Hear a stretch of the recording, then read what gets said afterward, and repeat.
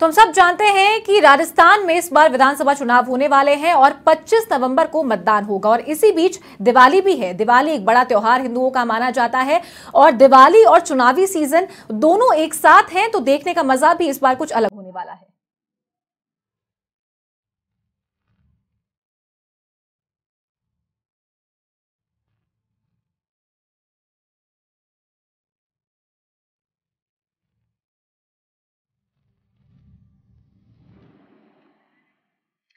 तो ये दिवाली चुनावों वाली है क्योंकि इस बार दिवाली चुनावों के बीच आई है। दिवाली पर सबसे ज्यादा व्यापार होता है और पुलिस के अभियान के चलते दिवाली पर कारोबार भी प्रभावित हो रहा है। पुलिस सभी नकद राशि को जब्त कर लेती है और पुलिस की धरपकड़ से दिवाली पर व्यापार ठप हुआ है। पुलिस के साथ ट्रांसपोर्ट विभाग भी सक्रिय हो गया है। साल भर का 30 से 40% व्यापार दिवाली के सीजन में ही होता है। नवरात्रि से दिवाली तक महीने भर तक कारोबारी सीजन चलता है। व्यापारी इस सीजन का साल भर इंतजार करते हैं, लेकिन चुनाव आचार संहिता ने व्यापारियों की मुश्किलें बढ़ा दी है। चुनाव के नाम पर पुलिस की ओर से धरपकड़ अभियान जारी है। हाईवे, कस्बों और छोटे शहरों को जोड़ने वाली सड़कों पर पुलिस का पहरा रहता है और लोगों की गहन तलाशी ली जाती है। नकदी और सोने चांदी को पुलिस जब्त कर रही है। शहरों में खरीदारी करने वाले आने लोग भी कतरा रहे हैं। तो इसी के साथ हमारे सहयोगी बीके शर्मा भी कुछ व्यापारियों से खास बातचीत कर रहे हैं और न्यूज रूम से लाइव हमारे साथ जुड़े हुए हैं।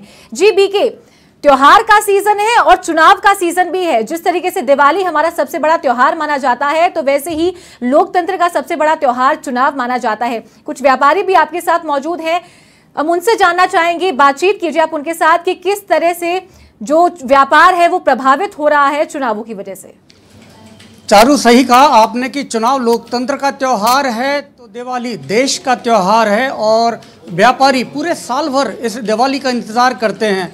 और ये नवरात्र से लेकर दिवाली तक जो एक महीने का सीजन होता है, इसमें पूरे साल का 30 से 40% तक व्यापार होता है। तो ऐसे में अभी जो प्रदेश में चुनाव आचार संहिता लगी है, इसके कारण कई सारी मुश्किलें पैदा हुई हैं। जो धरपकड़ और जिस तरह से वाहनों को जो शहरों से जोड़ने वाली सड़कें हैं, जो हाईवेज हैं, उन पर वाहनों को धरपकड़ की जा रही है। वहाँ पर जो राशि है उनकी जो खरीदारी के लिए ग्राहक शहर में आते हैं, उनसे जो कैश है उसको पकड़ा जा रहा है। साथ ही जो सोने चांदी का व्यापार करने वाले लोग हैं, उनका सोना चांदी इस तरह पकड़ा जा रहा है। तो एक जो दिवाली की जो उम्मीदें थी, वो तमाम उम्मीदों पर पानी फिरता नजर आ रहा है और व्यापार इसके कारण बहुत ज़्यादा प्रभावित हुआ है। हमारे साथ अभी यहाँ व्यापारिक प्रतिनिधि हैं, जो प्रदेश के बड़े औद्योगिक व्यापारिक संगठन हैं उनके प्रतिनिधि हैं। ये हमारे साथ सुरेश सैनी जी हैं, जो एमआई रोड व्यापार मंडल के महासचिव होने के साथ साथ 40 के सचिव है और भारतीय उद्योग व्यापार मंडल के यहाँ के कार्यकारी अध्यक्ष है। कई सारे संगठनों का ये प्रतिनिधित्व करते हैं। हमारे साथ जो जयपुर की सबसे पुरानी संस्था है, जो जयपुर के ज्वेलरी व्यापार को रिप्रेजेंट करती है, सराफा ट्रेडर्स कमेटी जयपुर, उनके अध्यक्ष हैं कैलाश मित्तल हमारे साथ हैं। 40 जो राजस्थान की एक अपेक्स उद्योग और व्यापार की बॉडी है, एक बड़ा संगठन है, उनके मुख्य सचिव हैं हमारे साथ गिरधारी खंडेलवाल। और जयपुर सराफा ट्रेडर्स कमेटी के महासचिव हैं मातादीन सोनी, जो लिखते पढ़ते भी बहुत ज़्यादा है, ट्रेड के को अपडेट भी रखते हैं। तो ये तमाम प्रतिनिधि हमारे साथ हैं। इनसे हम बात करेंगे, जानेंगे कि किस तरह से इस बार चुनावों के बीच में दिवाली आने के कारण व्यापार प्रभावित हो रहा है। सबसे ज़्यादा जो इसका इम्पैक्ट है कैलाश जी, ये जो ज्वेलरी का व्यापार है, सोने चांदी का व्यापार है, इसके ऊपर बहुत ज़्यादा हो रहा है। क्या कारण है? देखिए, सबसे बड़ी बात यह है कि चुनाव में आचार संहिता लगाई गई है। पिछली बार भी चुनाव हुए थे, आचार संहिता हुई थी, उस समय भी दिवाली आई थी। लेकिन इस बार जिस तरीके से काम किया जा रहा है, उससे व्यापारी, छोटे स्वर्णकार कारीगर भाई जो गांवों से आते हैं, अपना माल बना के लाते हैं या यहाँ से माल खरीद के ले आते हैं, वो सभी आदमी इस पॉइंटों से लेके बहुत दुखी है। क्योंकि हर गली के कोने में, गलियों के अंदर में, छोटे छोटे एरिया के अंदर में, जहाँ कॉम्प्लेक्स में 10-15 कारीगर काम करते हैं, उस जगह पे है, या बाज़ार में है, या आउटर में है, गाँवों की ढानियों तक के में ये है कि पुलिस वाले बैग चेक कर रहे हैं। अरे एक व्यापारी है, कोई चोर गोड़ी है, वो अपना माल लेके जा रहा है, वो कहते थे हम तो जांच कर रहे हैं, जांच में गलत पाया गया तो हम उसको माल को जब्त कर लेंगे, आप छुड़ा लेना। एक बताइए, दिवाली पर कोई आदमी काम कर रहा है, वो बेटा छोटी पूंजी लेके काम कर रहा है, उसके बाद 10-5 लाख की पूंजी से गांव में काम कर रहा है, वो अपना 2 लाख रुपए का कैश लेकर के, अपना कोई सामान लेकर के जयपुर शहर में माल खरीदने के लिए आता है, 5 जनों से माल खरीदता है, उसके अगर 2 लाख रुपये पकड़ लिए, ठीक है, उसको छुड़ाने में 2-4-5 दिन लग जाएंगे, लेकिन उसका तो दिवाली ख़राब हो गई ना। इसकी तरफ सरकार का कोई ध्यान नहीं है, चुनाव प्रभारी का कोई ध्यान नहीं है, खाली अपना मिसयूज हो रहा है। या तो इसके आधार के रूप के अंदर में चंदा हुआ का धंधा खुल चुका है, करप्शन बढ़ चुका है, पकड़ लिया, 10,000-15,000 रुपये ले लिए, उसको छोड़ दिया, इस टाइप का माहौल बन चुका है। ऐसा करप्शन अगर होता रहा तो जयपुर के व्यापारी, सराफा के हो, अन्य ट्रेड के व्यापारी हो, इसका भयंकर विरोध करेंगे और सरकार को इसका हर्जाना भुगतना पड़ेगा। इस समय सारे व्यापारी व्यथित हैं क्योंकि साल भर इस सीजन की तैयारी करते हैं।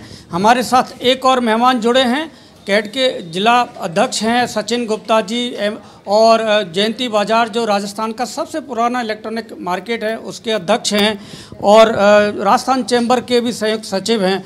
हम पहले लेकिन रुक करेंगे, हमारे साथ सुरेश सैनी हैं। आप हमेशा से व्यापारियों की आवाज़ उठाते रहे हैं विभिन्न प्लेटफॉर्म पर, सरकार के बीच में भी, लेकिन अभी जो क्योंकि व्यापारी पूरा साल तैयारी करता है दिवाली के सीज़न की, और ऐसे में जो जिस तरह से अभियान चलाया जा रहा है पुलिस की ओर से, उसका कितना असर हो रहा है व्यापार पर?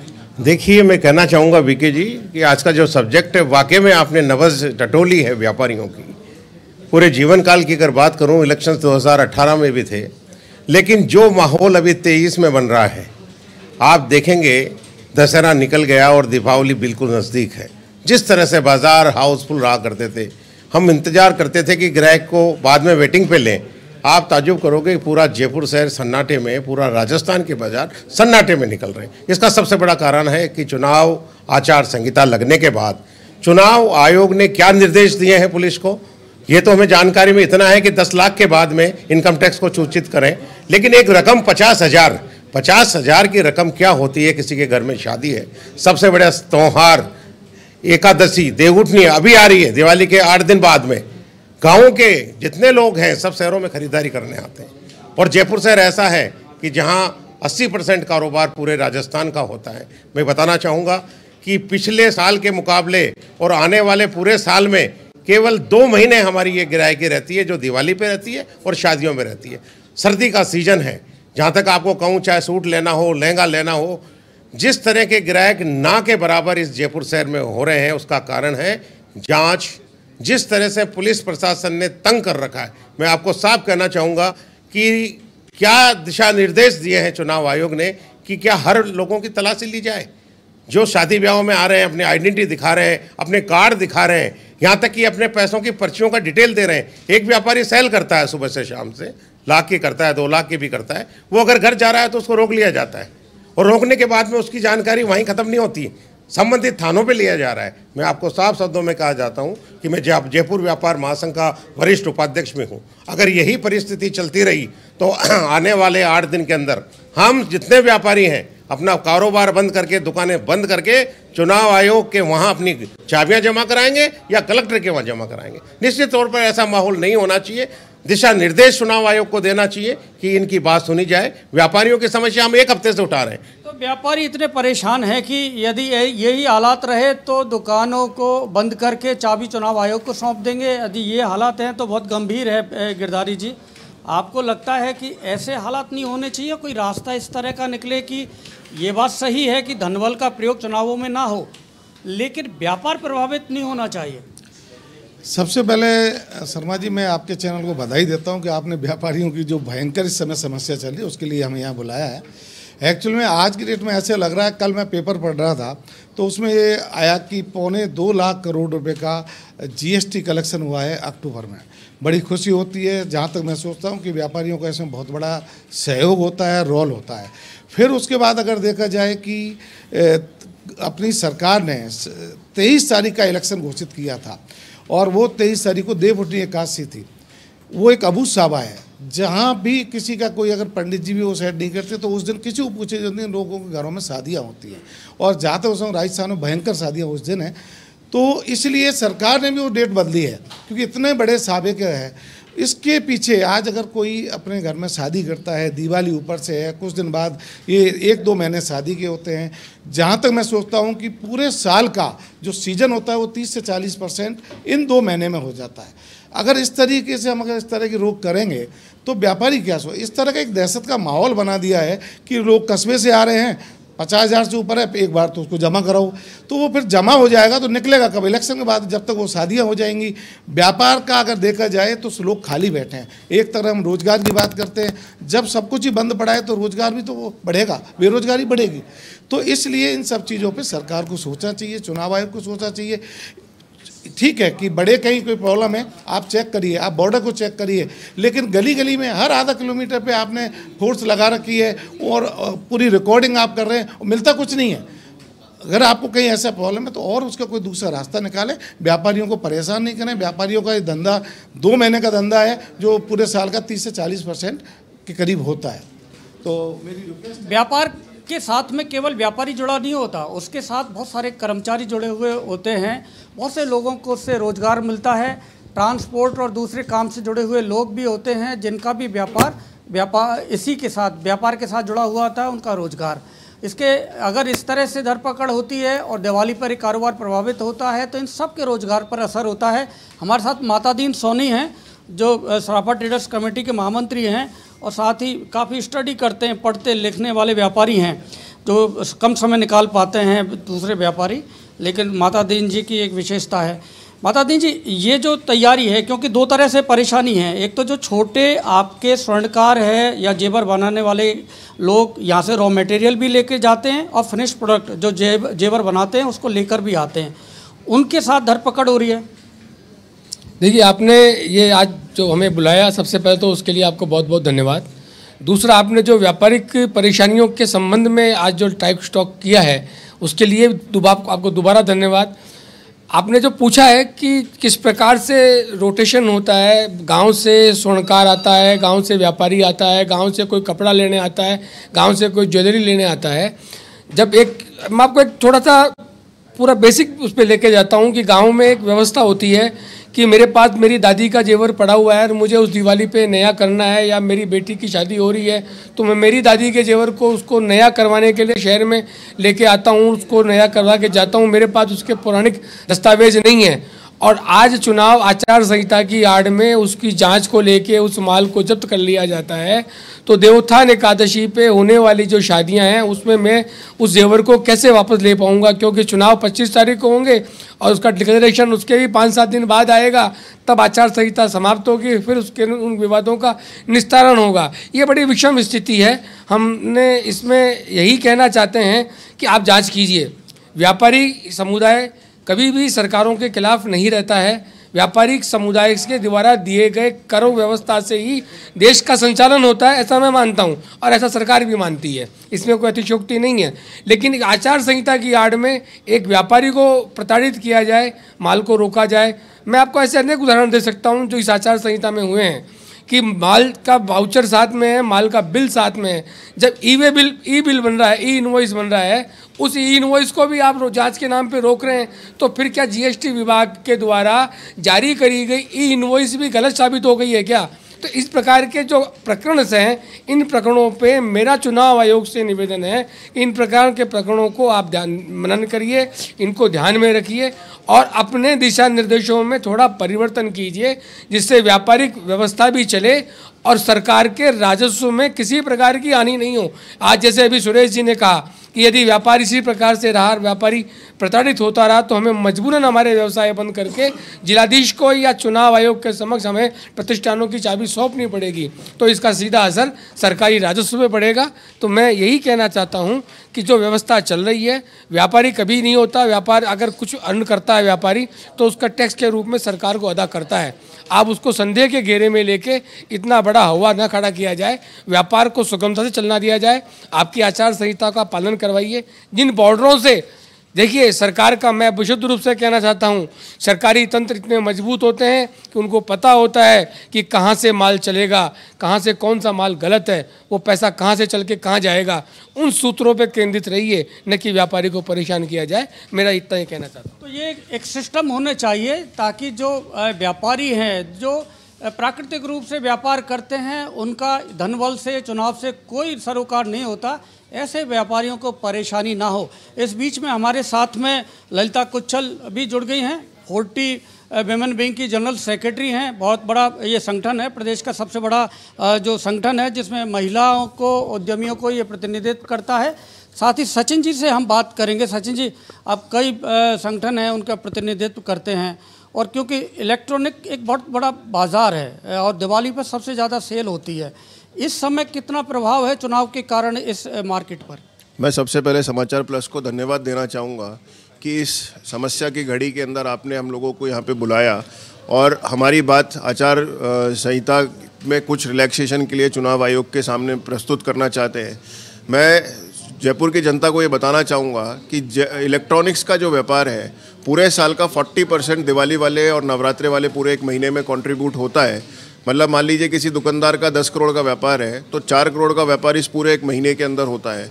अब चूंकि इलेक्ट्रॉनिक्स के अंदर मेजर प्रोडक्ट की वैल्यू जो है वो हायर ASP पे चली गई है। ASP से मतलब मेरा ये है कि एवरेज सेलिंग प्राइस जो है वो 50,000 70,000 रुपये से प्लस चली गई है, क्योंकि लोग बाग उसमें बड़े पैनल्स खरीदना चाह रहे हैं, एयर कंडीशनर्स खरीदना चाह रहे हैं, या कैमरा खरीदना चाह रहे हैं, या बड़े रेफ्रिजरेटर खरीदना चाह रहे हैं, तो उन सब की प्रोडक्ट की प्राइस जो है 50,000 के प्लस में है। हम लोगों ने, इलेक्ट्रॉनिक्स कंपनियों ने फाइनेंस की सुविधाएं भी दे रखी है, लेकिन कस्टमर जब बाज़ार में आता है तो वो मल्टीपल प्रोडक्ट्स खरीदने के लिए बाज़ार के अंदर आता है। लेकिन चूंकि आजकल सख्ती ज़्यादा हो रही है, जगह जगह पे चेकिंग पॉइंट्स बना करके जो है लोगों को तलाशी दी जा रही है। मैं आपको एक छोटा सा एग्जांपल देना चाहूँगा। अभी 3 दिन पहले मैं राजस्थान ट्रैवल करके आया था, जिसके अंदर मेरा टूर भीलवाड़ा, चित्तौड़, उदयपुर, पाली, जोधपुर और बीकानेर का था। उसमें मेरे को जो है 5 जगह पुलिस प्रशासन ने रोक करके मेरी गाड़ी को, मेरी अटैची को पूरी तरह से खोल करके चेक किया और मुझसे बार बार सिर्फ एक ही चीज़ पूछ रहे थे कि आपके पास नकदी कितनी है या आप और क्या चीज़ कैरी कर रहे हो, वो आप हमारे सामने प्रस्तुत करो। तो आदमी, व्यापारी को जो है कहीं ना कहीं प्रताड़ित किया जा रहा है, आम जनता को प्रताड़ित किया जा रहा है। तो मेरा चुनाव आयोग से और मुख्य चुनाव अधिकारी से यही अपील करना चाहूँगा कि आप इस 50,000 की वैल्यू को एटलीस्ट 2 से 2.5 लाख रुपये करें, ताकि जो है दिवाली का जो व्यापार है वो सुगमता से हो सके। उसके अलावा दिवाली का ऐसा पर्व है कि आदमी अपने हर परिवार के साथ में जो है दिवाली की खुशियां मनाने के लिए, लक्ष्मी को मनाने के लिए जो है बाज़ार में आता है, नए कपड़े खरीदारी करता है, कुछ और ख़रीदारी करता है। तो उसको जो है परेशानी ना हो। आप दिवाली के तुरंत बाद चाहे आचार संहिता में और सख्ती कर दें, लेकिन दिवाली तक जो है व्यापारी को और आम जनता को जो है अगर आप रिलैक्सेशन देंगे तो कहीं ना कहीं जो है इसमें चुनाव अधिकारियों को भी दिक्कत नहीं आएगी। धन्यवाद। तो ये इन्होंने, सचिन जी ने बताया कि 50,000 की जो सीमा है उसको बढ़ाया जाए, 2-2.5 लाख रुपए किया जाए, ताकि जो आम मध्यम जो ग्राहक है ना वो अपनी खरीदारी कर सके, दिवाली मना सके। ललिता कुच्छल हैं जो खुद इंटीरियर जो डिज़ाइनिंग है और उस इंडस्ट्री से जुड़ी हुई हैं, कितना ज़्यादा, क्योंकि बहुत सारे हैंडीक्राफ्ट से इस समय जो महिला उद्यमी हैं उनका कारोबार, व्यापार होता है, इसमें इंटीरियर का काम, शो पीसेस का काम होता है, लेकिन अभी कैश को कैरी करना बड़ा मुश्किल हो रहा है। कितनी परेशानी है महिला उद्यमियों को इसके कारण? थैंक यू सो मच समाचार प्लस जिन्होंने ये मुद्दा उठाया आज, ताकि सरकार तक हम सबकी रिक्वेस्ट और हम जनता के जो भी प्रमुख लोग यहाँ बैठे हैं वो सब पूरी जो आम जनता की परेशानियों के उनके सामने रखने के लिए आपने मौका दिया सबको। ये सच है, इस टाइम पे पैसा जो कैरी करना है बहुत ही मुश्किल हो रहा है। छोटी सी रकम भी, मतलब बिलीव करेंगे 1-1.5 लाख रुपये के लिए पुलिस वाले हैरान परेशान करने लग गए। तो आज की जो दिवाली जैसा त्यौहार जो अब आ रहा है, इसमें तो ये बहुत छोटी, कोई बहुत बड़ी रकम नहीं है। अगर आप बाजार में कुछ भी परचेज करने जाते हैं तो कैरी आप कैश करके लेके जाते हैं तो कुछ भी नहीं। और जैसा आपने कहा हैंडीक्राफ्ट के लिए, या जो घरेलू महिलाएं जो ये काम करती हैं, जो अभी इस समय दिवाली के पर्व पे छोटे दिए, छोटी छोटी चीज़ें, डेकोरेटिव आइटम बनाती हैं, लेकिन वो घर में सब चीज़ें उनको अवेलेबल नहीं होती हैं, तो उनको वो परचेज करने के लिए मार्केट तक तो जाना पड़ता है। तो कई ऐसे होते हैं जिनका हो सकता है कार्ड फैसिलिटी ना हो उनके पास, तो कैश ही जो उनके पास होता है वो उसको लेके माल परचेज करने जाते हैं। रॉ मटेरियल तो आपको परचेज करने जाना ही पड़ेगा, चाहे आप घर में बनाते हैं। उसके लिए उनके अंदर एक डर और झिझक बैठ गई है, जाएंगे, क्योंकि कई महिलाएं ऐसी जिनको इतनी ज़्यादा नॉलेज नहीं है, उन्हें लगता है यार छोटी सी रकम के लिए भी हमें परेशान करेंगे, तो वो स्टेप उठा नहीं पा रहे, वो वहाँ तक, उस बाजार तक जा नहीं पा रहे रॉ मटेरियल लेने के लिए। जब वो जाएंगे नहीं तो समय भी बहुत कम बचा है, जैसे दिवाली अब आने वाली, तो बनाएंगे कब, उनका बाजार मिलेगा कब? तो ये चीज़ें हैं। और जैसे कोई बात हो रही थी, आपने बताया कि गाँव से लोग अब शादी के लिए परचेजिंग करने शहरों में ही आते हैं, तो आप जहाँ मुद्दे हैं, जहाँ एक्चुअल में जहाँ पे लगता है, जहाँ से पैसा आता है या जिस रूट से आता है, वहाँ पे स्ट्रिक्टनेस कीजिए ना, वहाँ पे आप सख्ती बढ़ाइए। ये छोटे छोटे गांव वाले जो परचेजिंग शादी के लिए अपने बच्चों के लिए जेवर खरीदने आ रहे हैं, साड़ियाँ खरीदने आ रहे हैं, या कुछ भी सामान वो नहीं ला पा रहे, उनको डर है कि हमारा अगर 1-2 लाख रुपये पकड़ा गया तो वो छुड़ाएंगे कैसे, क्योंकि सरकार के पास जाने के बाद आने का रास्ता तो कहीं से दिखता नहीं है, तो वो बहुत लेंदी प्रोसीजर हो जाता है। काफ़ी उलझन वाली स्थिति हो जाती है जब ऐसी हालात होते हैं। अब थोड़ा सा और बातचीत करते हैं, क्योंकि सराफा ट्रेडर्स कमेटी यहाँ पर सिक्कों की इस समय काफ़ी सेल होती है, और आपके क्योंकि शुद्धता की एक पहचान, आपने एक ब्रांड बनाया है इसको, तो किस तरह के सिक्के और किस तरह की आप यहाँ पर जेवर्स वगैरह उपलब्ध करवाएंगे इस बार दिवाली पर? देखिए, सराफा ट्रेडर्स कमेटी 2008 से चांदी के सिक्के निकाल रही है। सिक्के निकालने का उद्देश्य जनहित के अंदर में उपभोक्ता को प्योर चीज़ मिले। सराफा कमेटी का उद्देश्य सिर्फ इतना ही है। आज इस 2008 से पहले खोटे सिक्कों का प्रचलन बहुत ज़्यादा था। पुराने सिक्कों के नाम पे नकली सिक्के बिकते थे, वो सब बाज़ार में बंद हो चुके। तो सराफा ट्रेडर्स कमेटी सिक्के जयपुर नहीं, पूरे राजस्थान में अधिकतर सभी जगह में बिकते हैं। सिक्के गाँवों से भी छोटे छोटे लोग आते हैं, वो सिक्के अपने चांदी लाते हैं, मजदूरी का बिल लेकर के सिक्के लेके चले जाते हैं। सिक्कों में हर साल हम डाई में कुछ ना कुछ चेंज करते हैं जिससे इसकी डुप्लीकेशन नहीं हो सके। तो वो एक मोनोग्राम होता है हमारा सराफा ट्रेडर्स कमेटी का। सिक्कों की डिज़ाइनें अलग अलग निकालते हैं, गोल में, स्क्वायर में, नोट की शेप में, इस तरह के सिक्के निकालते हैं। लक्ष्मी गणेश के अलावा खाली गणेश के भी हैं, अदर भगवान के भी सिक्के हैं, और उसके अलावा हम गोल्ड के सिक्के भी निकालते हैं। 1 ग्राम से लेकर के 100 ग्राम तक के वो कार्ड पैकिंग में चलते हैं। वही प्योर सिक्के होते हैं, 995 प्योरिटी के सिक्के होते हैं। और इस बार दिवाली का सीज़न है, बाज़ार में काफ़ी हल्के आइटम्स, आर्टिकल्स वगैरह के अंदर में भी काफ़ी वैरायटी बाज़ार में नई आई है, जो गिफ्ट आइटम्स वगैरह के हिसाब से अच्छी है। क्योंकि चांदी के भावों को देखते हुए लोगों ने लाइट वेट की ज्वेलरी है, लाइट वेट के आर्टिकल्स पसंद कर रहे हैं। गोल्ड की भी यही स्थिति है, लाइट वेट की ज्वेलरी चल रही है, इटालियन ज्वेलरी चल रही है। इस टाइप की ज्वेलरी की डिमांड बाज़ार में ज़्यादा है। सुरेश जी से बात करेंगे। सुरेश जी, MI रोड पे आप भव्य आयोजन करते हैं, चुनावी माहौल है, आप उसको सजाते हैं MI रोड को, और कई बार अवार्ड मिलता है MI रोड को। इस बार क्या तैयारियां हैं? निश्चित तौर पर दीपावली बिल्कुल नज़दीक है, और उसकी तैयारी सबसे पहले जयपुर में MI रोड से स्टार्ट होती है। धनतेरस के 2 दिन पहले इसका स्विच ऑन होगा, जो जयपुर में शानदार 1 हफ्ते के लिए दिवाली की रोशनी देखने को मिलेगी। सबसे बड़ा बाज़ार है, अजमेरी गेट से स्टार्ट होता है और गवर्नमेंट हॉस्टल तक है।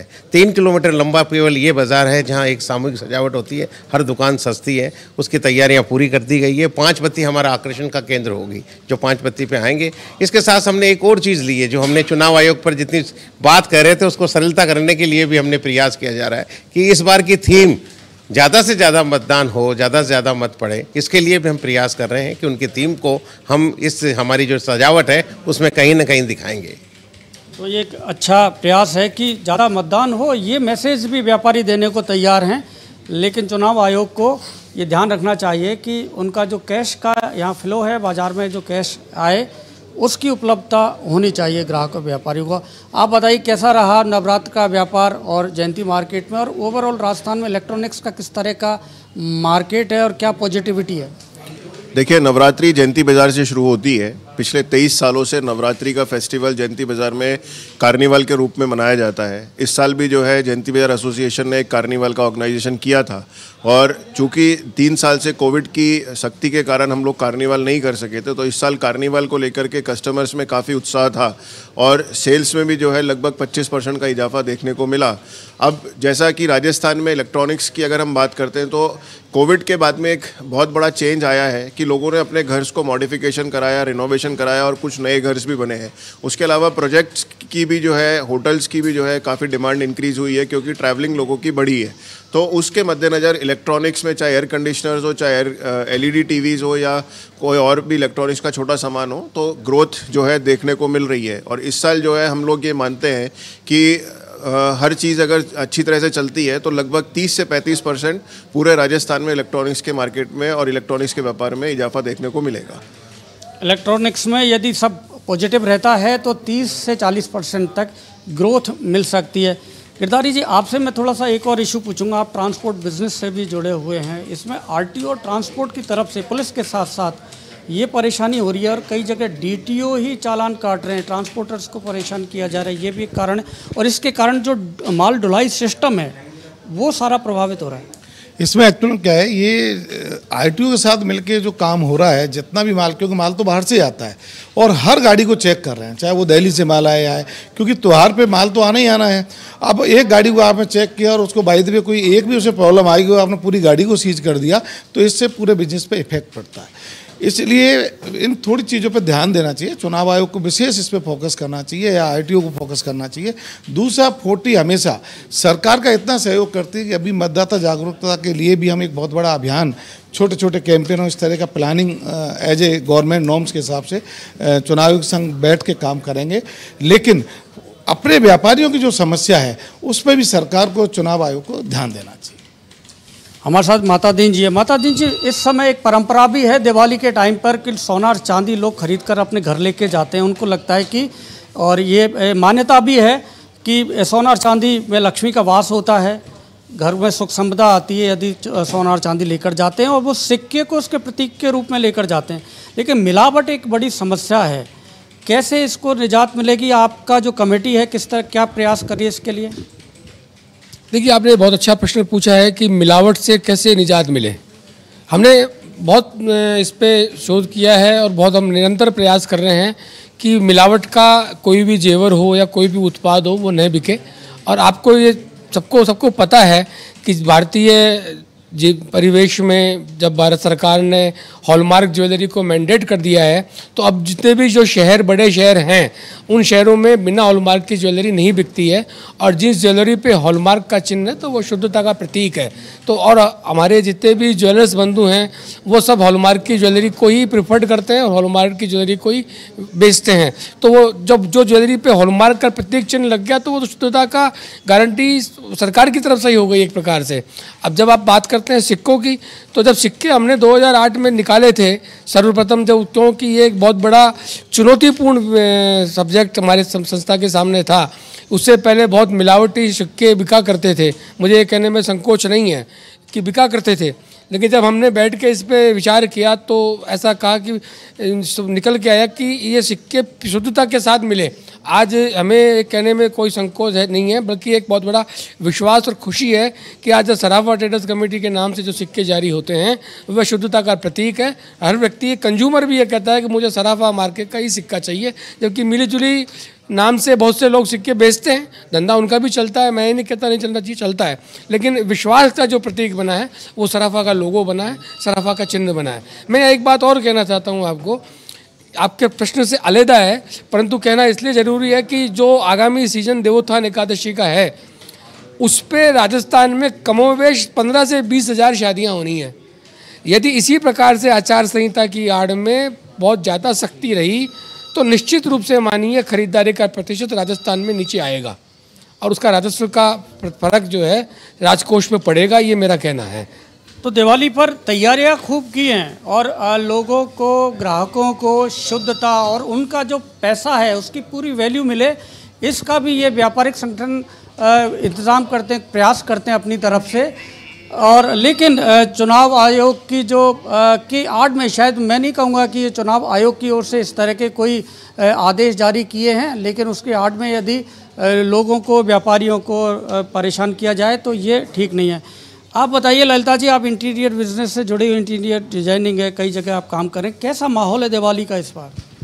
दिवाली का माहौल तो देखो, क्योंकि कोरोना के टाइम के बाद से अब थोड़ा सा माहौल सुधरा है, तो माहौल तो ठीक है और लोगों में उत्साह भी है। दिवाली का भी जैसे तैयारियां लोग करा रहे हैं, बीच में तो सब थोड़ा सा ठप ही हो गया था। दिवाली का लोगों में जोश है और है। मंदी एक तरफ अलग है, वो मंदी भी ऐसी मंदी नहीं है जैसे हम पहले बातें करते थे, अभी है। व्यापारी में थोड़ा सा, व्यापारियों में जोश जरूर इसलिए कम दिख रहा है क्योंकि मार्केट में खरीदारी के लिए लोगों का वो चीज़ें अब जल्दी से नहीं उठ के आ रही। लेकिन हाँ, अभी है, लोग दिवाली की तैयारियां कर रहे हैं, इंटीरियर्स भी करा रहे हैं। जिन्होंने 3-4 साल से चेंजेस नहीं कराए थे वो चेंजेस करा रहे हैं। तो हमारे वाली फील्ड में है अभी काम, ऐसा नहीं है कि नहीं है, अच्छा काम है अभी मार्केट में। अभी और भी एक बड़ी समस्या है ऑनलाइन शॉपिंग। जो ई कॉमर्स का प्लेटफॉर्म है उसके कारण भी जो इसको ऑफलाइन कहने लगे हैं, लेकिन व्यापारी अब इसका विरोध करते हैं। वो कहते हैं इसे ऑफलाइन ना किया जाए, इसे कहा जाए मेन लाइन बिजनेस, क्योंकि यही हमारी जो पूरी अर्थव्यवस्था है देश की, उसकी धुरी है, उसकी जड़ है। और ये जो मेन लाइन जो बिज़नेस है ये अपनी दुकानों के माध्यम से चलता है, जिससे लोगों को रोज़गार मिलता है। इसके प्रति वर्षों से विश्वास है ग्राहकों का, उपभोक्ताओं का, लेकिन ऑनलाइन ने, बिज़नेस ने इसको काफ़ी प्रभावित किया है। आप ज्वेलरी भी ट्रेड में तेज़ी से ऑनलाइन बिजनेस बढ़ रहा है, लेकिन कई जगह धोखाधड़ी के मामले भी आए सामने। जी हाँ, आपने सही कहा, ऑनलाइन का व्यापार काफ़ी कुछ बढ़ रहा है, लेकिन कुछ कम भी हुआ है क्योंकि ऑनलाइन में काफ़ी धोखाधड़ी हो गई। मैं अपने घर की बताता हूँ, मेरी बेटी ने ऑनलाइन से ड्रेस मंगाई थी। वो ड्रेस 3000 रुपये की ड्रेस मंगाई थी, उसको आके घर पे देखा, उसको आई जे उसमें पार्सल तो 500 रुपये की ड्रेस के लायक वो ड्रेस नहीं थी।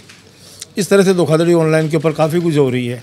ऑनलाइन में देखिए गोल्ड सिल्वर ज्वेलरी के अंदर में मैं समझता हूँ बहुत कम काम है, आर्टिफिशियल ज्वेलरी का ज़रूर काम है, या कपड़े के अंदर में अदर आइटम्स का काम है।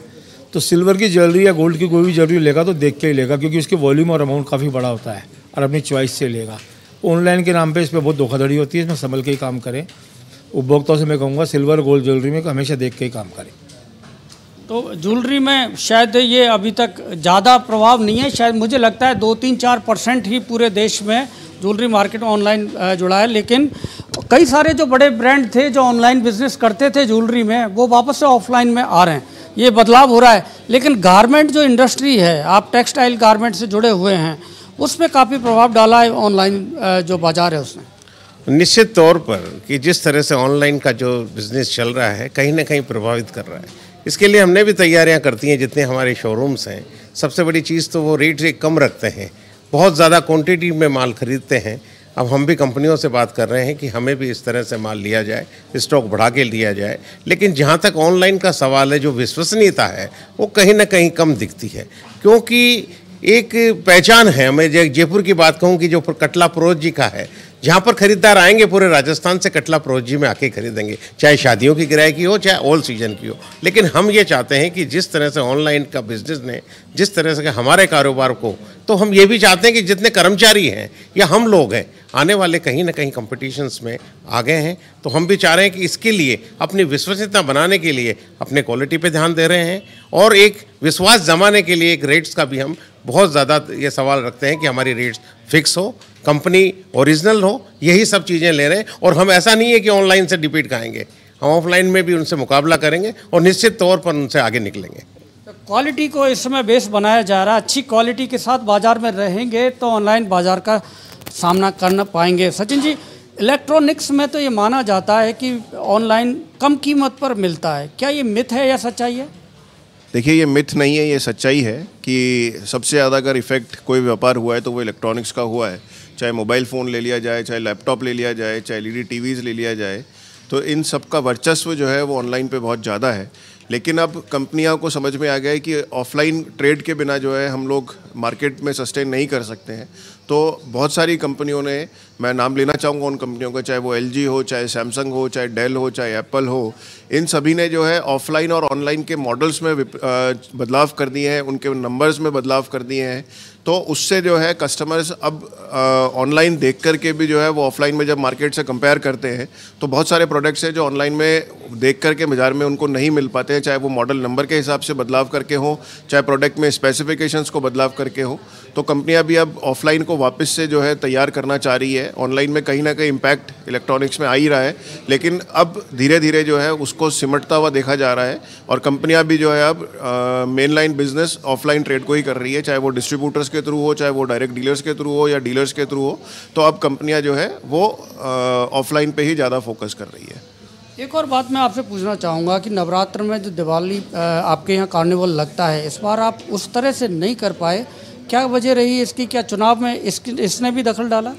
देखिए, हमारा जो नवरात्रा स्टार्ट हुआ था वो 15 तारीख से स्टार्ट हुआ था और आचार संहिता हमारी उससे पहले लग गई थी। तो चूंकि सरकारी तंत्र के बिना परमिशन के हम लोग कोई भी सोशल काम नहीं कर सकते हैं, तो हमको कई डिपार्टमेंट से जो है परमिशंस नहीं आ पाई थी। इस चक्कर में जो है हम लोगों ने कार्निवल को जिस स्केल पे करना था उस स्केल पे नहीं कर पाए थे, और आचार संहिता का कहीं ना कहीं उल्लंघन हम भी नहीं करना चाह रहे थे व्यापारियों को लेकर के। उसके अलावा जो है कुछ हमारी सीमाएं थी कि व्यापार में जो है चूँकि 3 साल का ब्रेक लग चुका था, तो हम नहीं चाह रहे थे कि किसी तरह का कोई परेशानी हो। तो हमने भी जो है उसको सरकार के साथ दे करके नॉर्मल रूटीन के हिसाब से कार्निवल को ऑर्गेनाइज़ किया था। तो ये भी एक वजह रहा कि बहुत बरसों से जो जयंती मार्केट में कार्निवल चलता है नवरात्र के दौरान, वो इस बार नहीं हो पाया। इन्होंने सतर्कता बरती, ऐसा लग रहा है। हमारे साथ गिरधारी जी जुड़े हुए हैं।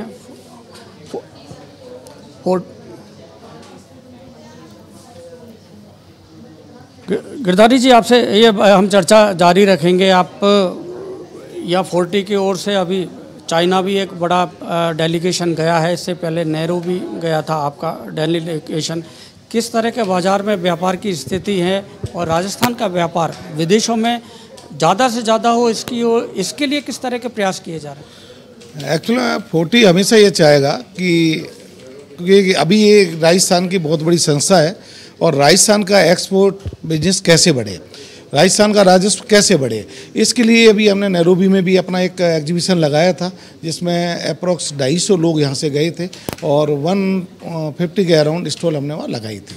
अभी एक दल हमारा चाइना भी गया था जो वहाँ कंटेंट फेयर लगा था, उसमें भी एक भाई वहाँ क्या चीज़ हम एक्सपोर्ट कर सकते हैं, वहाँ से क्या इंपोर्ट कर सकते हैं, बहुत बड़ा फेयर था और काफ़ी लोग वहाँ जाके उन्होंने अपना बिजनेस भी स्टार्ट किया है।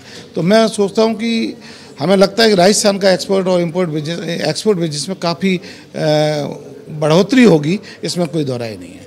लेकिन अब जो ये माहौल जो चल रहा है, व्यापारी इतना सरकार के साथ रहता है, इतना सहयोग करता है, तो निश्चित है चुनाव आयोग या सरकार को भी व्यापारियों की बातें सोचनी चाहिए, क्योंकि आज 2.25 लाख करोड़ का जीएसटी आ रहा है। एक समय ऐसा था जब बैठ के टाइम तो 50,000 करोड़ का ही जीएसटी था। तो ये सब इसमें व्यापारियों का बहुत बड़ा रोल होता है, तो उनको किसी भी परेशानी किसी भी तरह की ना आए, इस तरीके पर हमें ध्यान देना चाहिए। हमारे साथ में मातादीन सोनी है। मातादीन जी, हर बार कुछ नया भी करते हैं जो जयपुर सराफा ट्रेडर्स कमेटी है, इस बार आपने क्या सिक्कों में कोई नई शेप या नए वजन का कोई और उपलब्ध कराया, इनोवेशन क्या किया है? नहीं, देखिए हम हर बार नया नहीं करते हैं, हमारा एक पीरियड होता है। जो एक डिज़ाइन हम लॉन्च करते हैं उसका 3 साल का हमारा एक लॉक पीरियड होता है, ये तीसरा साल है। आगामी वर्ष में हम कुछ नया सिक्कों में सब कुछ नया पूरा परिवर्तन करके नया लेके आएंगे। अभी वही सब कुछ चल रहा है जो गत वर्ष था। कितना पिछली बार कितना सेल हुआ था ये आपका जो सिक्के हैं, और इस बार कोई ऐसा लक्ष्य तय किया है? नहीं, देखिए इसकी सीधी गणना हमारे पास में नहीं होती है। हम सराफा ट्रेडर्स कमेटी ऑब्जर्व करती है कि शुद्धता का मानक उसका बना रहे, और चूँकि सीधा बनता है प्रोडक्ट कंपनी से, फैक्ट्री से, और डायरेक्ट उसके व्यापारी तक पहुंच जाता है, इसकी सीधी गणना हमारे पास नहीं होती है। लेकिन मैं ये मानता हूं कि इस बार गत वर्ष की तुलना में 50% की सेल रहेगी, क्योंकि जिस प्रकार से सख्ती चल रही है उस सख्ती के चलते गाँवों से कोई भी व्यापारी जो हैं सिक्के लेने या आभूषण क्रय करने वो शहर में नहीं आ पाएंगे। मैं इतना भी कहना चाहता हूं कि हम डिजिटल युग में आगे बढ़ रहे हैं। अब सरकार आज सब जगह डिजिटल व्यवस्था लागू हो चुकी है, उसके बावजूद भी आज भी देश में कैश का फ्लो कम नहीं है। ऐसा मैं नहीं कह रहा हूँ, ऐसा सरकारी आंकड़े कहते हैं। जब सरकार स्वयं ये कहती है कि कैश का फ्लो बाजार में है, तो फिर वो कैश तो आएगा ही ना। जब कैश सीधे हाथों से उपभोक्ता के हाथों से आ रहा है, एक किसान के हाथों से आ रहा है, किसान अपना धान मंडी में बेचता है, उसका कैश लेके जाता है, फिर वो जेवर खरीदने शहर में आता है और आचार संहिता के नाम से उसको प्रताड़ित कर दिया जाता है।